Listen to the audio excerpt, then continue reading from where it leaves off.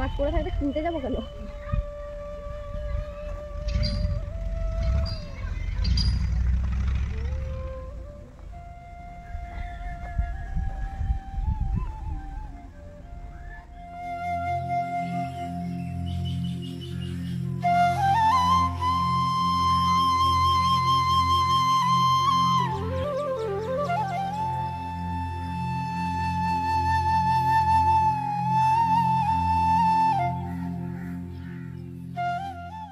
শুভ সকাল বন্ধুরা, কেমন আছো তোমরা সবাই? ক্রেজি রূপু ব্লগের নতুন আরেকটি ভিডিওতে তোমাদেরকে অনেক অনেক ওয়েলকাম। চলে আসলাম আবারও দারুণ একটা ব্লগ ভিডিও নিয়ে।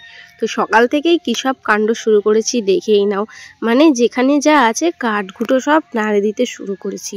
এমনি এমনি আর আমি ক্রেজি রূপু নয়, জানো তো। মানে আমার মাথায় কখন কি ভূত চাপে আমি নিজেও জানি না। ইদানিং আমার একটা মাথায় ভূত চেপে আছে, সেটা হচ্ছে উনানে রান্না করার। এবার উনানে তো আর হাত ঢুকিয়ে রান্না করা যাবে না, তার জন্যে কাঠখড়ির তো দরকার, তাই না? তো এদিকে দেখো কতগুলো, সকালবেলায় তো ঘুঁটো নাড়ে দিয়ে আসলাম বাইরে। ঘুঁটে বোঝো তো তোমরা? তো গোবর দিয়ে যে ঘুঁটে মেলা হয় সেই ঘুঁটে নাড়ে দিয়েছি। আর এখানে দেখো 2 বস্তা কাঠ রয়েছে, তো সেগুলো ভালো করে শুকিয়ে নিচ্ছি। এইগুলো না একটা চৌকি ভাঙা, জানো তো। তো চৌকিটাকে ভেঙে চুরে বস্তায় করে নিয়ে এসেছি, দোকানে ছিল তো ভিজে গেছিলো। আগে 2 দিন বৃষ্টি হলো টিপটিপারি, তো ওই বৃষ্টির মধ্যে একটু ভিজে গেছে। একটু রোদ না দেখিয়ে দিলে হবে না, তো সেই কারণেই এগুলো শুকিয়ে নিচ্ছি। তো চলো সঙ্গে থাকো, দেখতে থাকো ভিডিওটা। আজকে কাঠঘুটো মেলতেই আমার যাচ্ছে, মানে 2 দিন বৃষ্টি হলো তো ওই জন্য ওগুলো শুকায় নিয়ে এই কাঠগুলো হচ্ছে চৌকি ভাঙা। মানে দোকানে একটা চৌকি রাখা ছিল আমাদের, তো ওটার মধ্যে মাটির ঘর টট এগুলো সাজিয়ে রাখতো। তো চৌকিটা মানে পোকায় খেয়ে নষ্ট হয়ে গেছে, তো ওই জন্য ওটাকে একবারে ভেঙে চুরে নিয়ে চলে আসলাম। আমি জ্বালানি করা হবে। তো দেখো অনেকগুলো, এই যে এখানে 1 বস্তা, এই 1 বস্তা ঢাললাম, আবার এই যে 1 বস্তা আছে। দোকানে আরও কিছু আছে, তো ওগুলো আনা হয়নি, ওগুলো পরে নিয়ে আসবো। আর আমি না একটা খুব সুন্দর উনুন বানিয়েছি, জানো তো। মানে মায়ের ওখান থেকে দেখে এসেছিলাম, দিয়ে ওই জিনিসটাই বাড়িতে বানিয়েছি। দেখবে এই যে দেখো উনুনটা কি সুন্দর না, কিউট পাড়া একদম। তো এটার মধ্যে রান্না করব। আর সকালবেলাতে দেখলে ঘুঁটে নাড়ে দিচ্ছিলাম। তো কদিন ধরেই ওগুলো, মানে ধান কাটার পর থেকে মাঠে গরু বাঁধতো, তো ছাগল বাঁধতে যেতাম, ওখান থেকে গোবর নিয়ে এসে গাছে মেলে মেলে অনেকটা ঘুঁটে হয়েছে। আর গাছের মধ্যে আরও আছে, সেগুলো ছাড়াইনি, এগুলো শুকোয়নি এখনও। তো যাই হোক চলো এখন রান্না বসাবো। আর এদিকে আবার দেখো কাপড় ভিজিয়ে দিয়েছি, তো কাপড়গুলো কাচবো, কেচে টেচে এক জায়গায় যাওয়ার আছে। তো দেখা যাক সময় পাবো কি না ঠিক নেই, তো তাড়াহুড়ো করে কাজগুলো আগে করে নিই, ঠিক আছে? চলো তোমরা সঙ্গে থাকো, সারাদিনের ব্লগটা দেখতে থাকো, আশা করছি খুব ভালো লাগবে। আর আমি আপ্রাণ চেষ্টা করে যাচ্ছি তোমাদেরকে ডেইলি ব্লগ দেওয়ার, তো তোমরা প্লিজ একটু আমার পাশে থেকো, তাহলে আমি আরও এনার্জি পাবো, আরও উৎসাহিত হবো তোমাদের জন্য ভিডিও করার, ঠিক আছে? তো চলো বেশি বকবক করবো না, কাজগুলো আগে করে নিই, ঠিক আছে? টাং মানে জি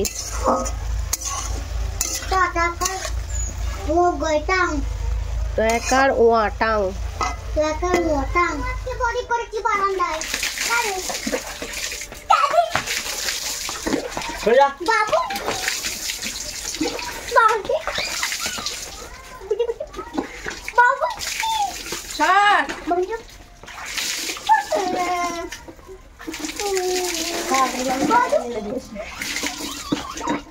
কাজের ফাঁকেই দুপুরবেলায় রান্নাও বসিয়ে দিয়েছিলাম। মানে একদিকে কাজও করছি, একদিকে রান্নাও করছি। তো এদিকে দেখো জামা কাপড়ও কেচে নিয়েছি।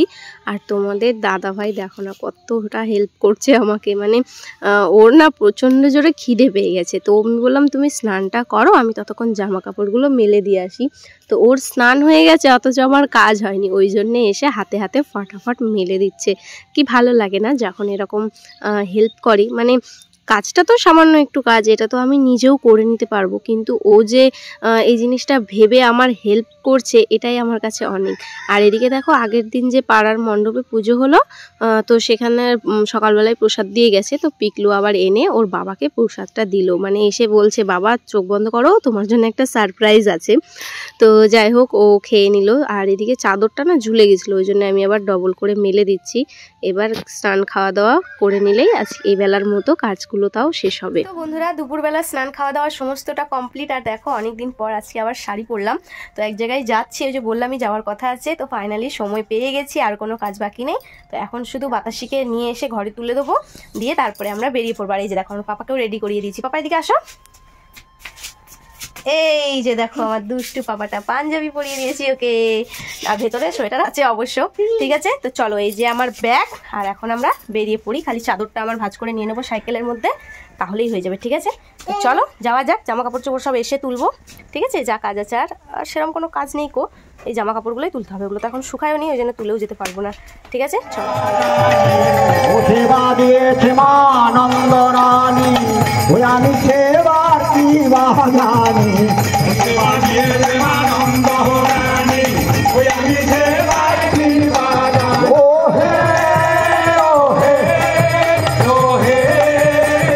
না এক জায়গায় যাব, তো এই যে ফাইনালি এখানে আমরা চলেও এসেছি। এখানে কি হচ্ছে আশা করছি তোমরা বুঝতেই পারছো। আগের দিন রাত্রে যে পদাবলী কীর্তন হলো, তো সেখানেই আজকে মহাপ্রভুর ভোগ দেওয়া হচ্ছে, মানে শ্রী চৈতন্য মহাপ্রভুর যে ভোগ দেওয়া হয় সেটাই। তো এখানে দেখো আমরা অনেকটা দেরিতে আসার কারণে সামনের দিকে আর জায়গা পাইনি, তো জায়গার পিছনেই বসলাম। মহাপ্রভুর কীর্তনটা শ্রবণ করতে পারছি, এটাই অনেক ভাগ্যের ব্যাপার, তাই না বলো? কয়জন পায় এটা?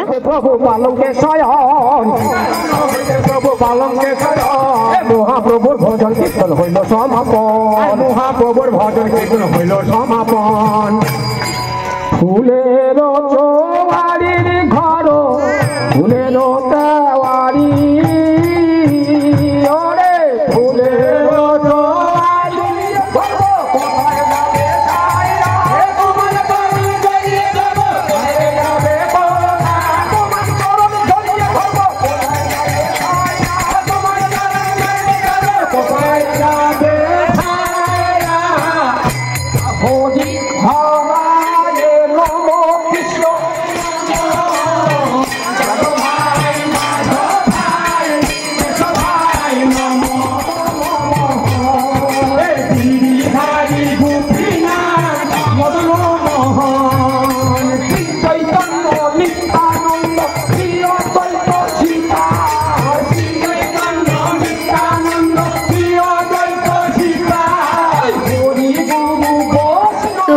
এতক্ষণে মহাপ্রভুর ভজন কীর্তন সমাপ্ত হয়ে গেছে, তো এরপরে প্রসাদ গ্রহণ করার পালা। তো এদিকে দেখো আমরা বসেও পড়েছি। তো ভোগের রয়েছে খিচুড়ি, ঘন্ট, প্রসাদ, পায়েস, চাটনি, অনেক কিছু ছিল। আর অনেক লোক, মানে পুরো লাইন দিয়ে বসে পড়েছি সবাই। তো তোমাদের দাদাভাই এদিকে জলও নিয়ে চলে এসেছে। আর আজকে দেখো না, আমার পিকলুসোনাও মানে পাতা নিয়ে বসেছে। এমনি দিনে তো আমার পাতাতেই ওকে খাইয়ে দিই, যেখানে প্রসাদ টোসাদ খাই আমরা। আর সত্যি কথা বলতে এত সুন্দর করেছিল না প্রসাদটা, কি বলবো তোমাদের। বাজে 6:45, ওখান থেকে মহাপ্রভুর ভোগ টোগ দেখে প্রসাদ টোসাদ খাওয়া দাওয়া করে দোকানে চলে এসেছিলাম। এখনও দোকানেই আছি। তো দোকানে এসে আবার কাজ করলাম, কাজটা হয়ে গেছে। এই যে দোকান টোকান এখন ঝাড়ঝুড় দিয়ে পরিষ্কার করে দিয়েছি। এরপরে এখন যাব সোজা বাড়ি। এখনও না, একটু পরে, আর 10-15 মিনিট পরে যাব। তো বাবা ওদিকে জল আনতে গেল, তোমাদের দাদা ভেজে কোথায় গেল কে জানে। মানে কাজ হয়ে গেছে, বেচারাদের পা কোমর টোমর একদম শেষ, একটু পাইচারি করতে গেল। তো চলে আসবে এখনই। আর আমি দেখো না, আজকে সোয়েটার আনিনি। এই দেখো, এই একটা চাদর, এই একটা চাদর, দুটো চাদর গায়ে দিয়ে দিয়েছি। দাদুর সাথে যাবি? আচ্ছা, পিকলু আজকে দাদুর সাথে যাবে, দাদুর সাইকেলে, দাদুর নাতি। ঠিক আছে, তো চলো সঙ্গে থাকো। ভালোই ঠান্ডা পড়েছে, হেঁটে হেঁটে যেতে হবে সাইকেল নিয়ে। চলো, এদিকে কাস্টমার এসে গেছে, আমি দেখি। ঠিক আছে, তোমরা সঙ্গে থাকো, পরে কথা বলছি। ঘুড়িটা।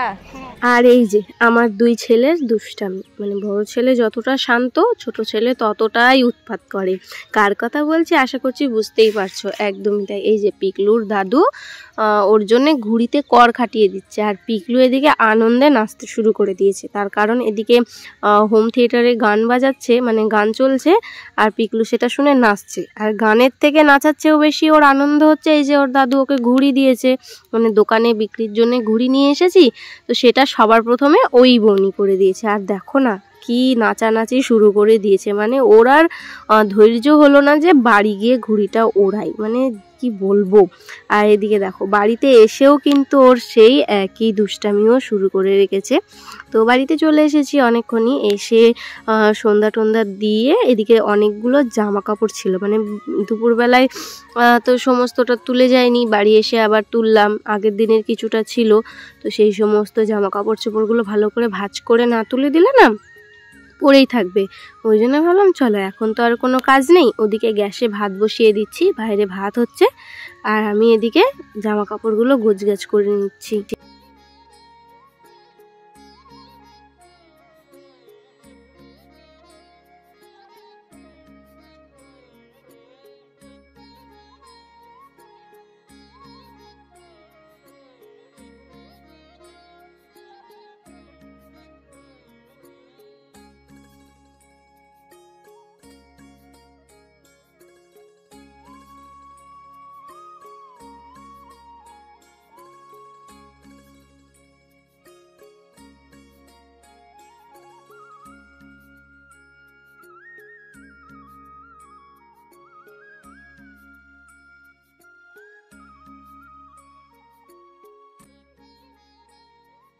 জামা কাপড় গোছানো তো হয়ে গেছে, কিন্তু এখানেই কি কাজ শেষ হয় বলো? হয় না।